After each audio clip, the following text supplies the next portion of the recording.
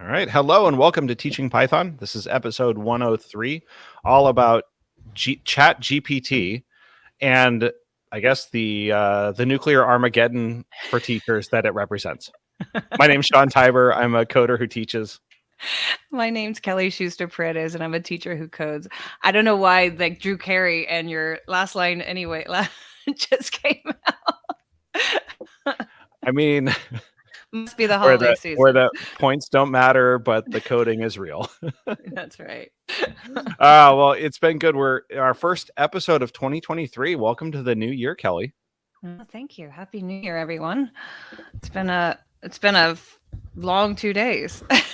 It's true. It's true. Today is my official first day back at work. So it's a lot of dusting off things and getting ready and making plans. But I did spend a lot of time over the holiday break, not really taking a break, but more just giving myself a mental change and working on the stuff I really wanted to work on. So it was kind of fun. How about you? Super cool. I traveled. I tried to zen out a little bit and not work, and I have an extra day, so now I'm like playing catch up and trying to get the house organized because it was disaster, but it was all good. Good Nice. break, nice mental vacation. Nice. Well, let's do our official wins of the week. And I think I went last week, so it's your turn, Kelly. What's your win of the week?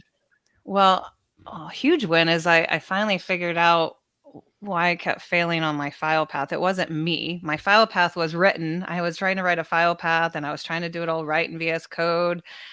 And I was coding it for the entire package, properly because it was a file. It was two main files within. So technically it was two separate projects, which I didn't understand. And they didn't want it that way. They wanted it for each folder separately. So it was not a coding error. So that was a huge win because for the life of me, I was not understanding how I was not figuring out something so simple, and it was driving me nuts. And it wasn't me now. What was, but it wasn't wrong. It just wasn't what they wanted.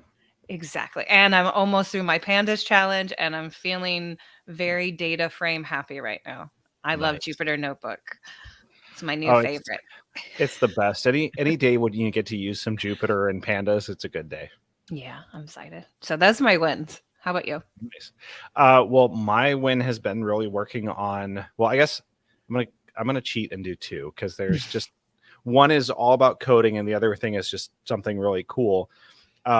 The first one is this project that I've been working on over the holiday break to give myself a mental change is event-driven architectures. So it's pretty simple to grasp, but just I guess a little more complicated to get into. But essentially the idea is that when things happen, run this code, right? So when this event happens, run this code.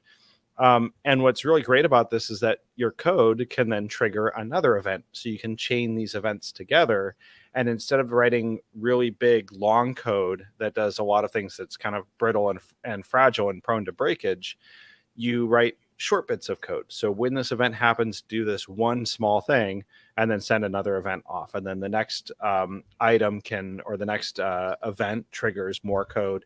And you can have multiple bits of code triggered from the same event. So it's there's a lot more to it than that, but the really cool thing has been getting this all working and then also getting it working with a program called Event Catalog, which lets you write really simple markdown files and it generates an entire site of documentation around all of the events in your code. So I just got all of that working in my job, and I'm going to do some show and tell on it later this week. But it's really cool. It's letting us automate some integrations between systems and do it in a very robust sort of way.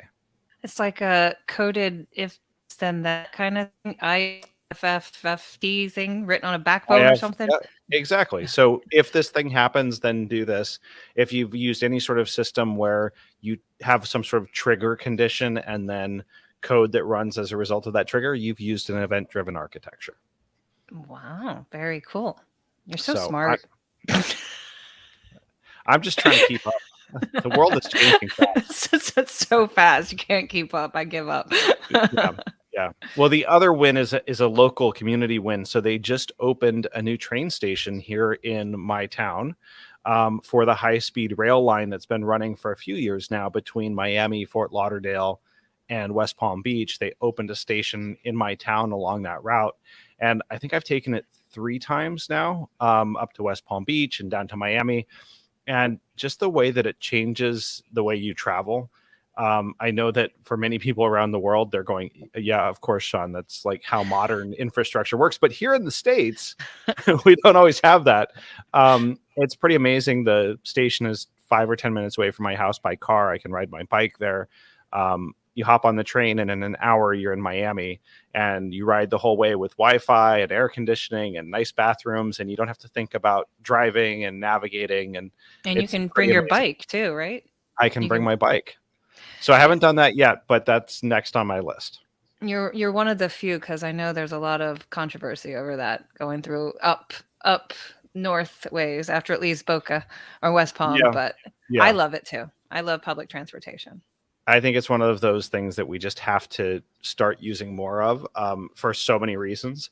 Not the least of which is just driving sucks. I like riding. It's so nice. I sit and I have a cup of coffee. I could work. It's a great way to get from one place to another. Yeah, I agree. Let, So let's chat let's chat.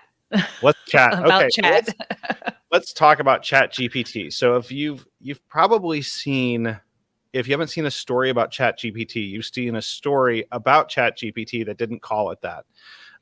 So there's been a whole range of news stories that have been written, probably some of them by the tool, in the last month and a half, about this new machine learning model called ChatGPT. It's a produced by OpenAI, and it is a I guess the best way to describe it is you get a chat window and you can type in various prompts and it will respond back to you. So you can use it to make a conversation. You can give it various instructions. And I think what everyone's kind of amazed by is how broad and how robust this model is compared to anything that's come before. Mhm. So, Kelly, anything I'm missing in the description? Because I feel like that's a very dry, clinical sort of description. Like, have you tried it? What do you think of using it? What is it like? Well, I have to admit, as when I first opened it up and I started online, and you log in, you have to make an account. I haven't found the free option where you can just do it without logging in. So if there is out there, I'm not sure, but obviously you log in, and it's a little bit scary because I'm always a person that says, don't log in, you don't know what you're doing, but get in there and log in, and you type a conversation and or a question, and that conversation threads keeps going if you want. And it's like opening up one of those horrible chats where they're like, how can we help you today? Pick A for, but instead of having to follow the menu and get the same automated response, you get a response tailored to your question. And the more you ask, the better it is. So And that's it's surprisingly good, right? So surprisingly. so let's give an example of this, a real example right now that we're going to do live, which is kind of scary. You're going to do But this live? so Okay. I've got the window here. I've got the window here. How would you describe yourself? Oh, you're talking about me or chat? I'm asking the chatbot to describe itself. See how it does. How would you describe yourself? So it's sitting here, it's thinking for a moment.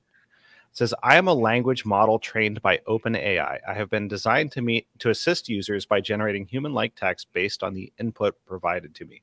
I do not have personal experiences or feelings, and my knowledge and responses are based on the data that was used to train me. I am here to help users with a variety of tasks and questions, and I'm always learning and improving my understanding of the language and the world. Is there anything else you would like to know about me? That's pretty cool, right? Pretty So cool. you can ask it these questions and it will give answers. I think what has puzzled people the most or fascinated them the most is that you can ask it nearly anything. So the folks over at Talk Python to Me and Python Bytes were saying that they had something where it was explain the worst case scenario of the bubble sort algorithm, but do it as a 40s gangster, right? Like, so you can say, like, you can prompt it with all these things and it will explain it.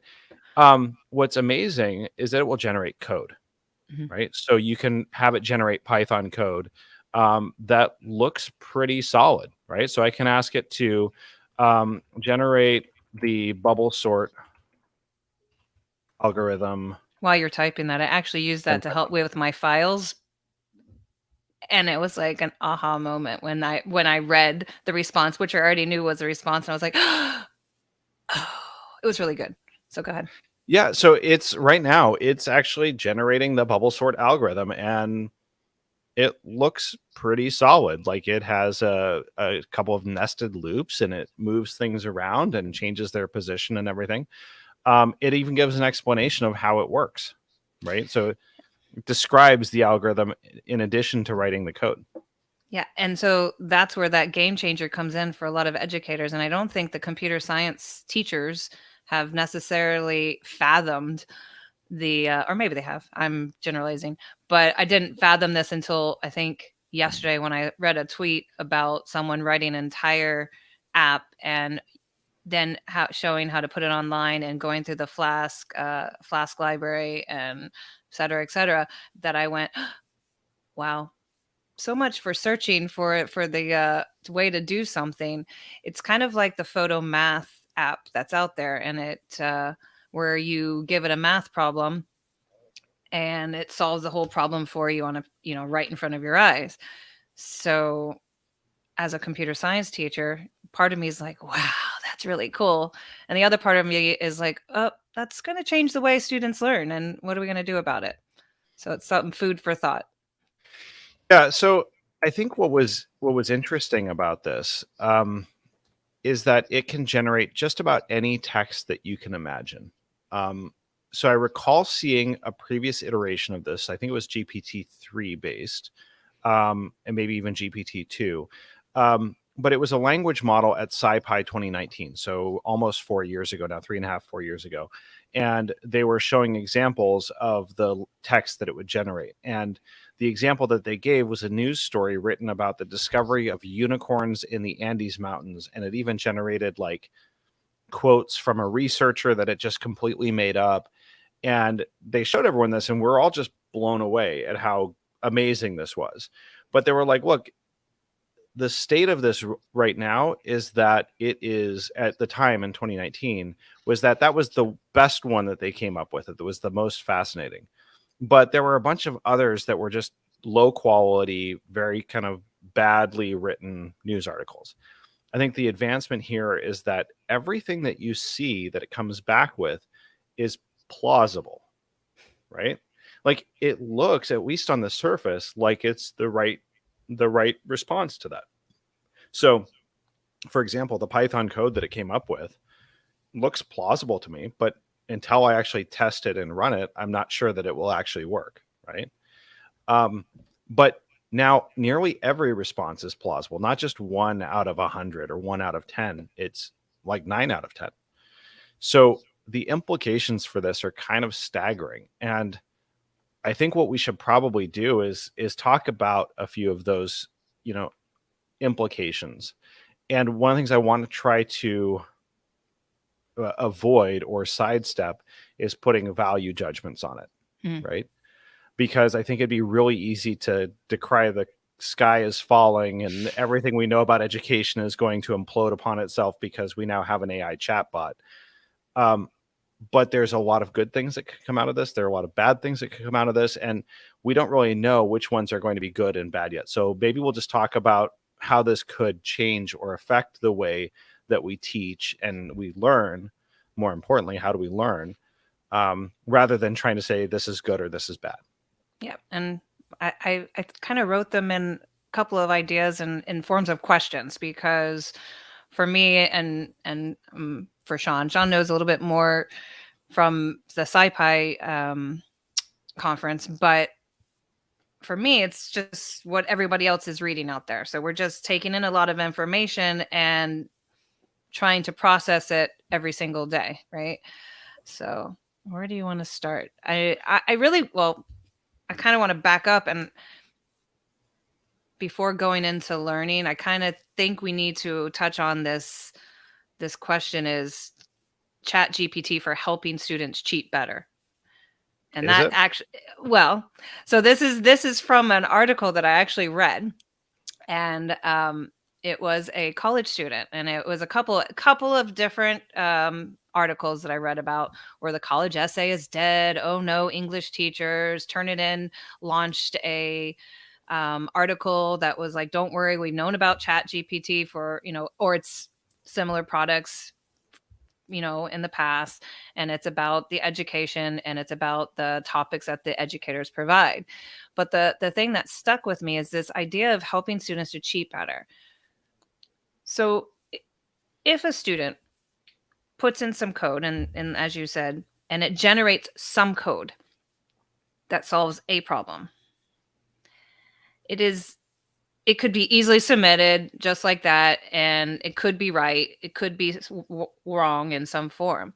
But it's that student that can look at the code and look for the errors that might be happening that allows them to be better cheaters, should we say? And I put my air quotes up there, and hope if you're listening to this at post live, better cheaters. And and I say that with the air quotes because a lot of people would claim that we allow our students to cheat when we allow them to use Google during class challenges. So is it anything, and I'm posing this as a question, not as an answer for anyone, but is this any different? Because eventually you have the answers out there, because I'm assuming Chat GPT is just scraping the web and the Well, answers out they there, trained right? it on a massive data set of information out there. I mean, you can see that the style that it takes on when it responds to coding questions comes very much from like blog posts, probably even some of the blog posts that people in the Python community have written, right? Or books or things that are freely available. So there's this huge language set of content that it's been trained on, and you can see that in the responses.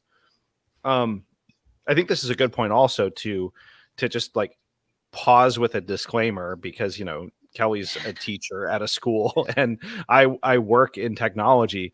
um it's way too early to really make any sweeping statements. We're kind of like reacting here and thinking about this. So if in like 2 years you come back to us and say like, why did you think it was okay to cheat, just know we're talking about this like in a very open-minded, very like sort of thoughtful way, but not necessarily wanting to make predictive statements that reflect upon either of our employers or anything like that. We're No. just trying to figure this out.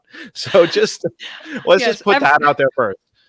yeah, everything's posed as a question, and again, these are all questions that I contact you with, and I'm just like, wow, I need to really talk this over. I need a Yeah. lunchtime walk with Sean. Yeah. So I mean, so the policy, the like actual how do we handle this as educators and as institutions of learning, we're not there yet. Nobody's no. there yet. We have to figure this out, and this is part of that process. But like whatever we're saying now is definitely not policy. This is us trying to like understand. So Didn't Charles Kettering say, "A problem well stated is a problem half solved"? So I'm throwing the questions out there. yeah, yeah, we have to get the questions out. So yes, here's the question. And I think this is where we get into the real semantics of what do we mean by cheating, right? So in reality, like I think most educators would agree that cheating occurs when learning does not happen, right? When it's a shortcut to actual learning and gaining of knowledge, right? So in many, if you use that definition, the internet and test banks and all sorts of things have been around for a long time that have made it easy for students to circumvent their own learning. This is a much more effective way in a lot of areas of circumventing that learning. So as educators, we do not want to circumvent the learning. Mhm. That being said, I think there's a role to be played for tools like this, and in fact, this tool, to help enhance the learning, right?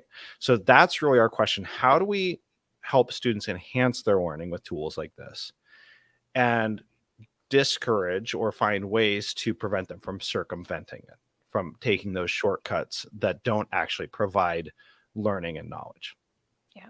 One of the conversations I was having on a chat with an ISTE group was, um, what, and I think we posted on LinkedIn, what would it be if we had Chat GPT write an essay for a particular prompt. And let's do an English one because that's the one that's trending right now. Because it is the essay. The essay is like a big thing in college, and then you have a lot of online courses. So it is right now the essay.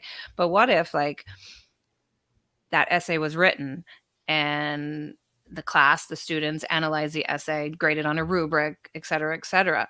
So could that same process be applied to the computer science classroom? Let's deconstruct the code from ChatGPT and see if we can refactor it, see if we can rewrite it better, see if we can use um, one liner, even though we don't want a one liner, or maybe um, set it up differently or add some comments in there. So there's a lot of learning that can still happen.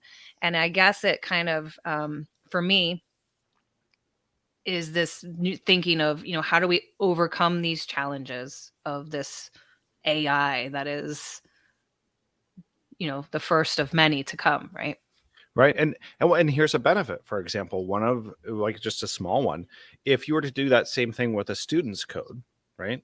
There's all this emotional social stigma that gets attached to it when you're deconstructing a person's code up on the screen. That's one of the reasons why you and I would always take the time to write or share examples of bad code that we had written in the past and use it to deconstruct ourselves and use that as the example of what not to do.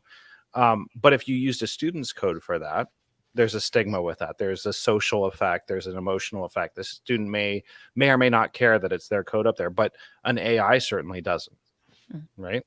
So you can remove all of that and make it the AI code and try optimizing that, right? I bet you could probably even ask the AI to write badly optimized code for you, That would be fun. right? First of all, we have to teach what optimization is for the kids. So, but that would be cool. The other thing I think, one of my questions is like, and I'm thinking for myself. We took this, and I think you were in the course with us. We did this SDAI course 2-3 years ago, Mm-hmm. I think it's and that been about 3, yeah.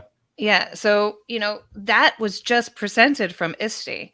We're talking ISTE, International Society of Technological Educators, Technology educators, I think. Yeah. technology educators, who's now combined with, I think, EdSurge or some EdUtopia, one of those. Eds, and I'm sorry, I don't have the right one.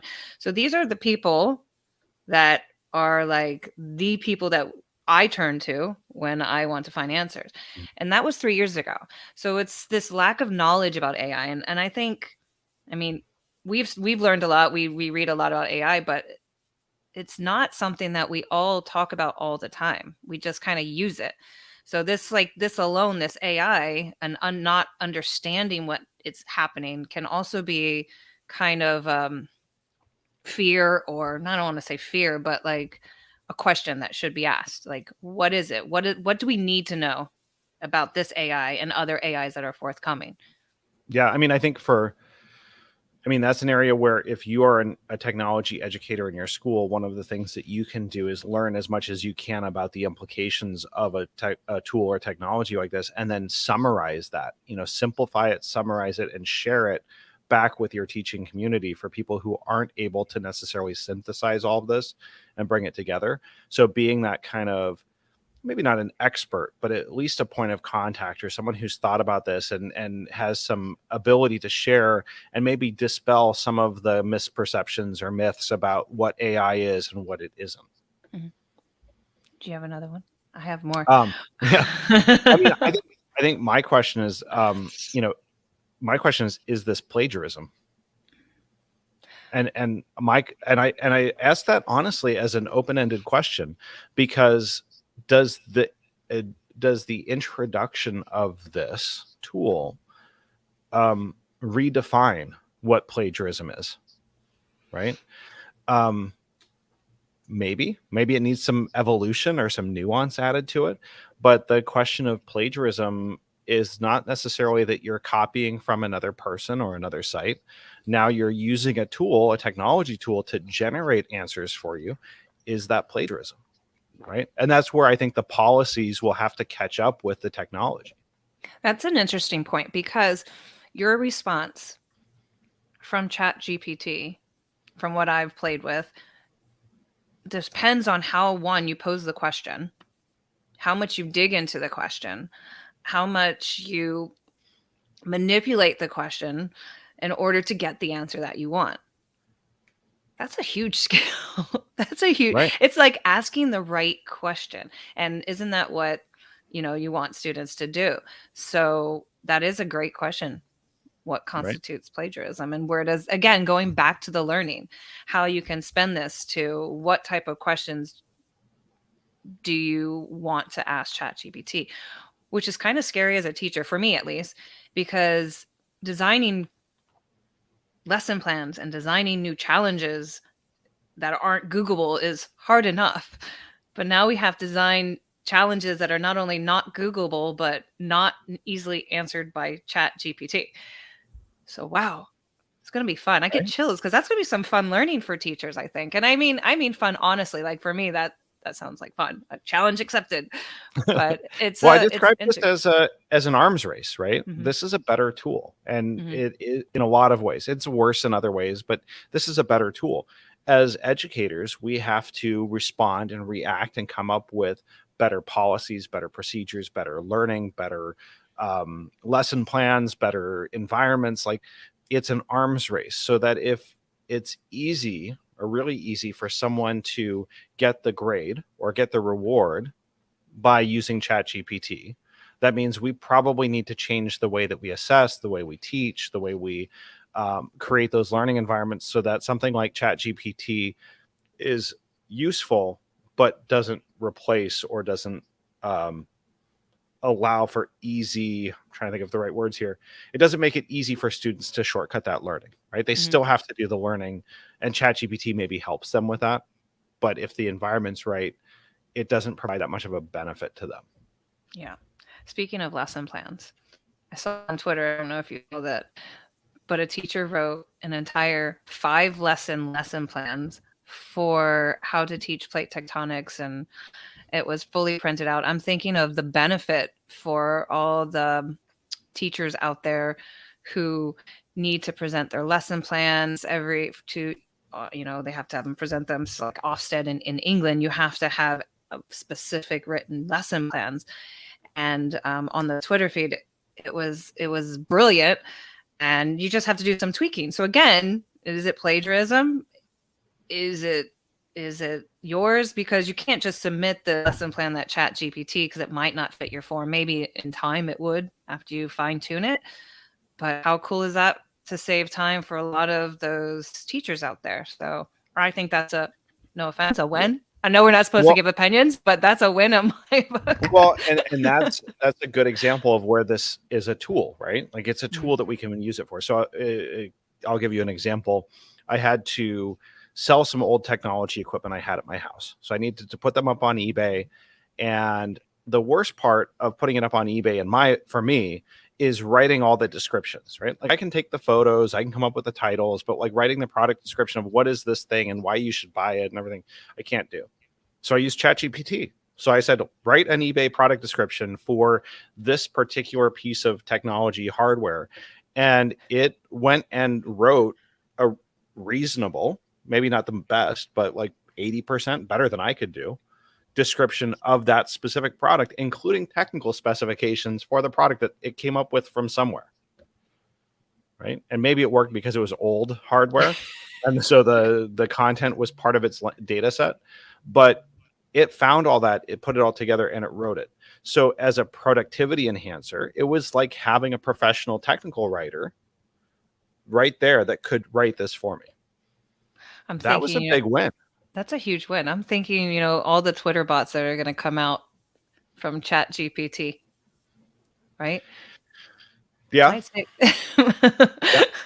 But here's a question I have, and obviously I don't have the answer. And again, just throwing out this question: is ChatGPT launched? And I don't know if it's ChatGPT or if it's another person that's took the open AI, open source code and manipulate whatever. I don't know a lot about the background, but they opened up the Chrome extension, and this is a Chrome extension that doesn't necessarily have to work only on Chrome. It can work on DuckDuckGo, the place where you're supposed to be safe and not Hmm. tracked, everywhere. There's like it can work everywhere. It can even be downloaded as a desktop extension, Hmm. which will be interesting. And this is something to think about when you go to. And I didn't install the extension because I was like, "Ooh," when you open up and just says, "Just so you know, this can read and write everything from your browser," and I was like, "No, cancel." So there's a thing that what you need to think about. How does this affect cybersecurity, or what are the risks, what are the implications? And I'm not talking about in your house, I'm talking Hmm. about in the educational sector. you know what do we need to prepare, what do we need to plan for in order to think about this privacy and all that fun stuff, copa. So that was a question that I would love to hear opinions on that about from some really and I shouldn't say knowledgeable people on ChatGPT. Yeah, I mean, there's a lot to think about there. One of the other things that actually could be a positive is that somewhere every single request and response, every chat session is logged. So somewhere in the OpenAI hosted space, there's a log of every single prompt that was given and every single response that was generated by the model. So if you were to pair this with something like a blockchain or a ledger where you could see all of those requests and responses, or it could be looked up or searched or something like that, you could potentially handle things like plagiarism by having an integration with one of those tools, like Turnitin or something. The problem is that this model is portable. It doesn't belong really to OpenAI. In fact, I think they're publishing it and sharing it, and everybody has access to it. So unless you make the model automatically write these responses somewhere, then there really is no way to control it. So on one hand, there's this logged, tracked, validated source of information that you could search through to look for items of plagiarism or for what was generated. On the other hand, you also have a log of everything that everyone has typed into the tool in one place where it's entirely searchable, as well as who did it. That's a data So, science person's dream. and a privacy nightmare, right? Exactly. So you have these like double-sided, like two different ways to look at this. Yes, there's all of this generated content that's logged and searchable and could be found, and all of it is a treasure trove of information for people who are, maybe looking to find out more about students or more about what our kids are looking for, things like that. So there's that double-edged sword of this. Yeah. And it's not new. I think that's the thing that people need to keep in mind. The people that are learning about and reading about ChatGPT. This is not new. In fact, I think today or yesterday I read the Google. I don't want to say Google. One of the home, because I don't know if it's Google. One of the home kind of Siri, Hmm. Alexa kind of things, um, was able to leak, or it was recording information, and that information, I don't know if it got leaked, but it was found out that was recording. So it's not just ChatGPT that is an AI that's out there to change the world. There were a lot of other things. In fact, I sent a post on um, LinkedIn. There were like 10 other um, AIs that are already hitting the market. You've also got the one that reconstructs photos and generates all these photos out there. So ChatGPT is just taking this stage because it's pretty cool and you can have conversations with it. But all these AIs, these generative AIs are out there still. So there's all kinds of different venues. And so I keep going back to that. What do we need to do as an educator, maybe to talk about the ethics, not just plagiarism, not just cheating, but the ethics of these AIs and how not using technology for good can really cause harm. Yeah. Yeah. I mean, I think it goes back into that whole digital citizenship conversation that we continue to have about as the world continues to evolve and change, and technology becomes more advanced, how do we equip our students with the right social, emotional, ethical, and moral skills to be able to navigate that world in an upright manner, right? Mhm. There was I know this has been shared before, but I'm going to share it here because I think the analogy works really well. Um, Steel that was manufactured before 1945, specifically before July of 1945, is very precious. And so that was, people will gather steel from shipwrecks. They will gather it from old cars, places where the steel has been left in its original state, even if it's rusted over and they have to get to it. The reason for that, and the reason why it's July of 1945, is that July of 1945 was the Trinity test of the Manhattan Project, where the first atomic bomb was set off. The radiation that was released into the atmosphere from that one test was enough to contaminate any new steel that has been made from that date forward. So, steel before that date does not contain the radioactive markers that steel after July does, right?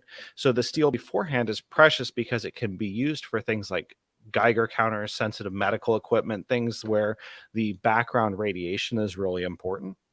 And someone who's an actual nuclear physicist can probably explain this way better than I can, but it became an epoch, right? It was an epic date where steel before that time was new and pristine, and steel after that time was contaminated.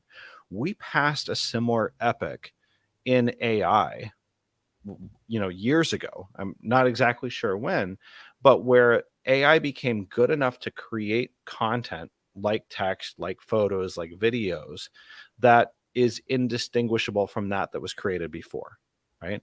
So we've now reached a point where you could see two different essays. One of them is written by a human and one of them is written by a person, and you don't know, or by a AI, and you don't know which one was written by the AI. So now every single submission that you get is potentially contaminated. We don't know if it's generated by a human or not. So, where that brings us to is this point of, do we need some sort of way of fingerprinting or determining whether something was created by AI? Or do we need a new way of assessing and learning that makes the actual content and the assessment of content in that way less relevant or less sensitive to whether it was made by a human or by an AI? It goes back to like the Turing test, right? Yeah. The Yeah. imitation game. I read that the Alan Turing in 1950 asked to evaluate intelligence, right? Can a human conversing with a human and with a computer tell which one is which, right? And that's the whole bit. And it is an interesting time. I mean, just interesting time in general. Thinking back, sorry, interesting. I'm trying to think and talk at the same time. Apparently, I can't do that today. It is an interesting time for all of us because we go back to this all the time. That you and I are from the age where we didn't have cell phones. We we didn't have the I didn't have the computers during high school, but our kids, my third grader is with ChatGPT. How cool is that? I mean, that there's a world where they don't know that, hey, an AI cannot answer, there weren't AIs to answer my questions. There wasn't a photo math to answer my math problem. There wasn't Google. What did you do before when you caught or caught a fish and you didn't know what it was? And it's just this amazing moment in our life, and I kind of want to remember this. It's cool. So, Yeah, and I think this is the same way that, when we talked about the use of technology, and when we speak with students about how they use their phones and how they use social media and how they use all of these tools that are have very positive effects but also could have negative consequences. It's important to remind students that adults are trying to figure this out too, and in many ways kids are better equipped to understand and apply these tools in new and interesting ways because they don't have any of the preconceived biases and notions that adults do, right? So you and I are trying to figure out how chat gpt works based on all of the other context that we've developed over the course of our lives. These students are saying, I don't have any of this context that's shaping the way I view this. how would I use it in a, completely open greenfield sort of new way that nobody's ever thought of before. So I think the lesson to me is we need to include students, young people, our learners into the process of discovering and understanding how these tools can be used for good and for bad purposes. That poses another question that's not on my list is, when, how, where, to what extent do we introduce the chat GPT in the classroom as, hey, we know you know it. We know you know about it. Maybe some of you don't. That's cool. But here it is. How will that professional development look like with the teacher on how you can bring this into the classroom? Or how do we ask the right questions in order to make a plan? And I'm trying to think of other questions that are out there, but I just got a tweet, which um, and it's made me laugh. You know how I had that trending tweet about what was the difference, why columns were properties and Yep. they didn't need the Not methods. parentheses, Yep. not methods. And I just wanted to know like the why behind things, trying to get a metaphor going to explain it. So Peter sent a reply from ChatGPT and said, and I was laughing about it. DF columns is an attribute of Pandas data frame, which is like a table of data. Attributes are values, blah, blah, blah. They don't have parentheses, blah, blah, blah. In this case, DF columns will give you a list in the column names in the data frame. Again, my question though, which was funny on this trend, was that I wanted to know why. Like, how can I put it into my head to explain to maybe students as why this is a dot something and not dot something parentheses, and Right. me using attributes and properties and all those words that are clearly written in documentation doesn't help that student learn about the Right. differences.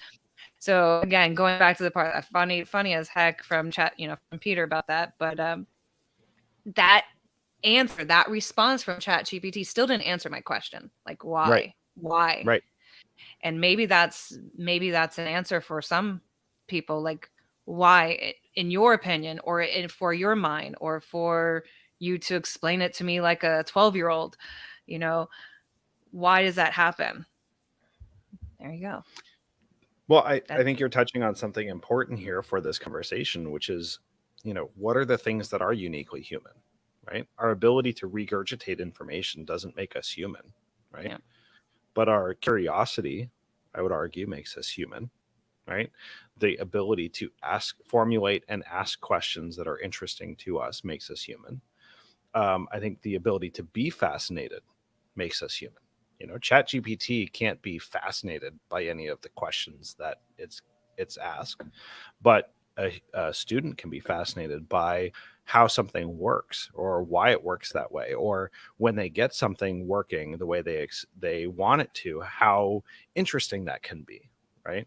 So that social emotional education, I think, and that kind of what does it mean to really be human is at the forefront of this, and differentiating between what the learning experience is like for a student versus a machine, right?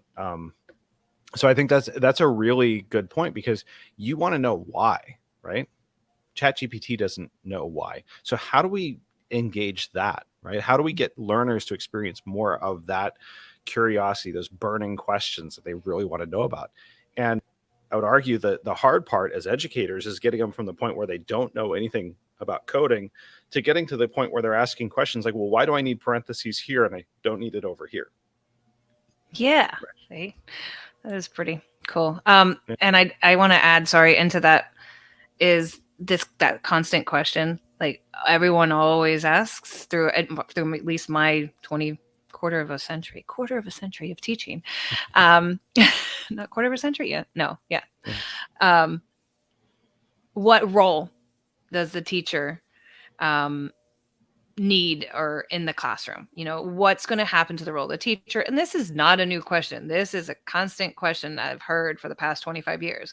What is the role of the teacher, and how is this affecting the role of the teacher in the classroom? And that's going to be a continued conversation.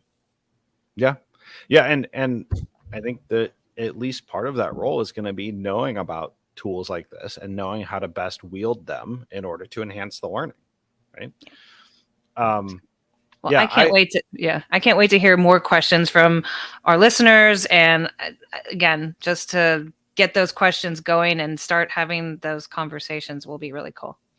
Well, I've already used ChatGPT to write episode summaries for the podcast. I've used it.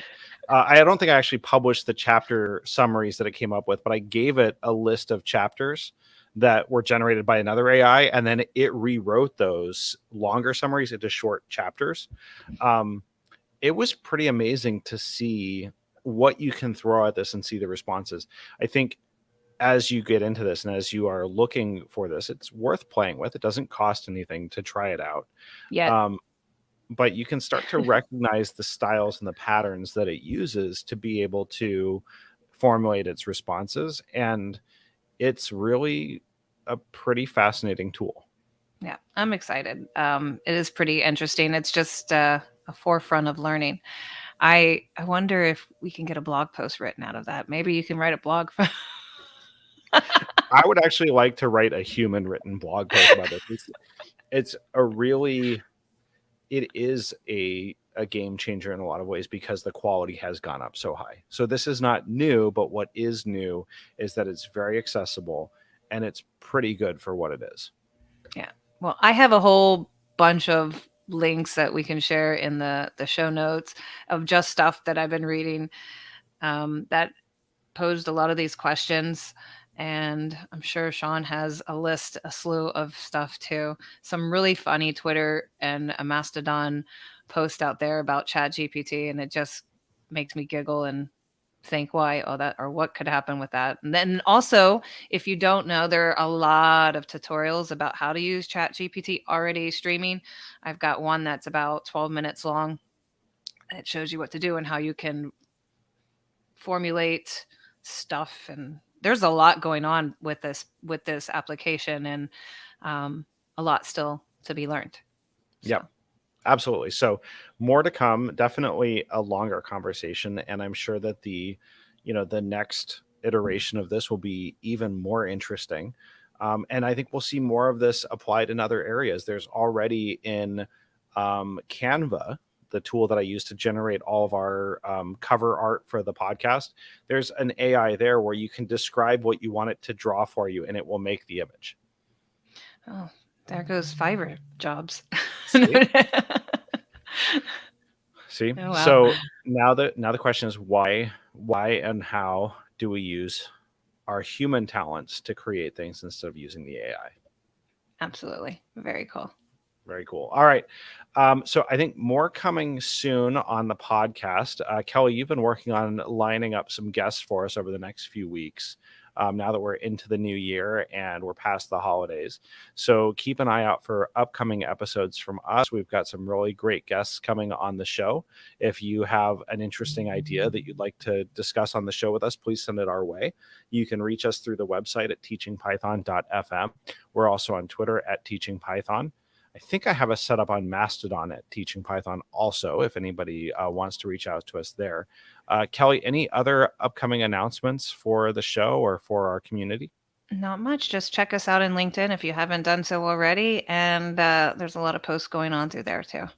Yeah, that'd be great. I think we're only a few followers away from being able to start doing LinkedIn live broadcasts as well.